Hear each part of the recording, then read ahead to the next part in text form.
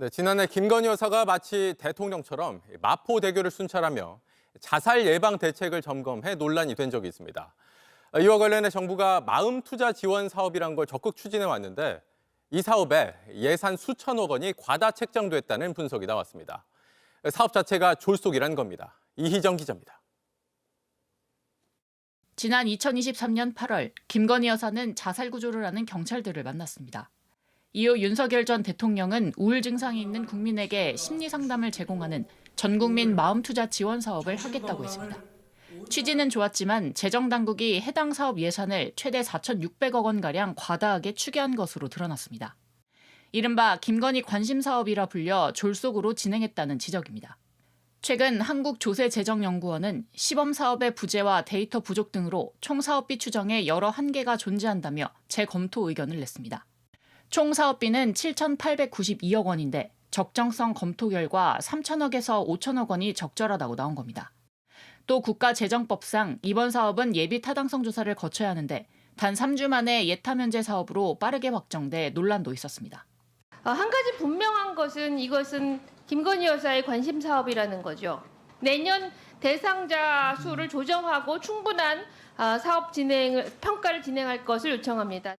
실제 예산 집행률도 지난 3월 기준 15%에 그쳤습니다. 과다하게 편성해서 생색내기하고 예산이라는 것을 투명한 정치 과정으로서 다루는 것보다는 행정과정이라고 일반적인 착각들을 하는 게 하나 있고요. 잘못된 인식을 기초로 해서 실제 책임감이라든지 투명성들을 착화시키는 부작용을 낳고 있는 거죠.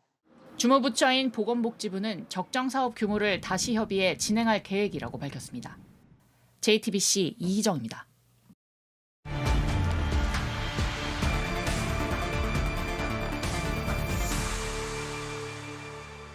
윤석열 정부 3년을 돌아보는 시간, 오늘은 김건희 여사 관련 논란들 짚어보겠습니다.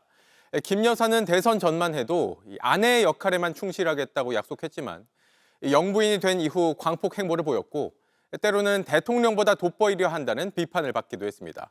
논란의 장면들 이승환 기자가 정리했습니다. 김건희 여사가 지난 2022년 11월 캄보디아에서 심장병을 앓고 있는 아이를 안고 찍은 이 사진이 논란이 됐습니다. 당시 야당을 중심으로 김 여사가 아픈 아이를 이용해 의도적으로 연출한 사진 같다며 영화배우 오드리 헵번을 따라했다는 비판이 나온 겁니다. 빈곤 포르노 화보 촬영이 논란이 되고 있습니다. 공식 일정을 취소하고 프놈펜에 선천성 심장질환 앓는 소년의 집에 방문해 윤석열 전 대통령 부부의 동남아 순방 과정에서 대통령실이 홍보용으로 공개한 사진인데 김 여사가 정작 영부인 행사엔 참여하지 않은 채 해당 일정을 소화했던 걸로 드러나 논란이 커졌습니다. 대통령실의 김 여사 띄우기는 여기에 그치지 않았습니다. 지난해 1월 국회 본회의를 통과한 개식용종식 특별법은 당시 여당 국회의원이 먼저 김건희법으로 불렀고 대통령실도 보도자료에서 별칭 김건희법으로 칭하며 국가 이미지에 긍정작용하고 있다고 자화자찬했습니다. 지난해 9월엔 김 여사가 경찰관들을 대동한 채 마포대교를 찾은 사진이 공개돼 또다시 논란이 일었습니다. 퇴근 시간대임에도 김 여사 일정에 맞춰 교통을 통제했다는 의혹이 도마 위에 올랐고 김봉식 당시 서울경찰청장은 교통 관리한 사실을 인정했습니다. 마포대교상의 통제는 없었지만 이동 시에는 안전 확보 차원에서 최소한의 어떤 교통 관리는 하고 있습니다.